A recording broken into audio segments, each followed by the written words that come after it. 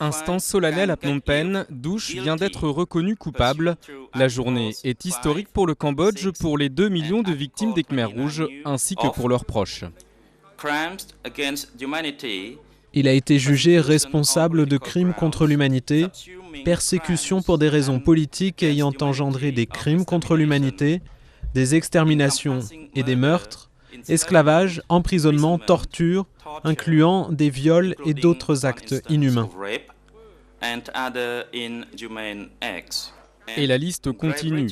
En tant que directeur du 113-21, Douche est responsable de la torture et de la mort de 15 000 personnes.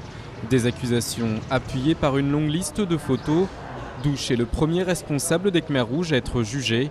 Lors du procès, il s'est excusé, mais en novembre, il a choqué la Cour en demandant l'acquittement, une demande que les juges n'ont pas retenue.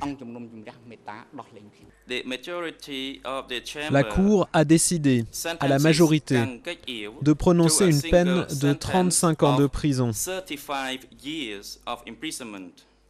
Nombreux sont ceux qui espèrent que cet homme de 67 ans terminera sa vie derrière les barreaux, mais ce n'est pas si sûr.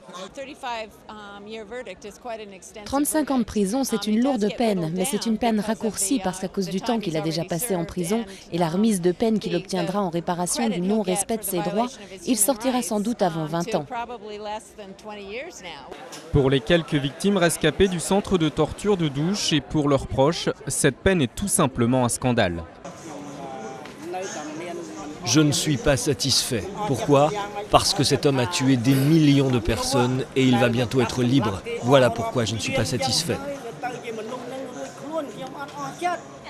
La polémique qui entoure le verdict de Douche devrait donc se poursuivre, mais la Cour, elle, a déjà un autre procès en vue, un procès qui s'annonce long et coûteux, celui de 4 autres responsables Khmers rouges accusés de génocide qui devrait commencer l'an prochain.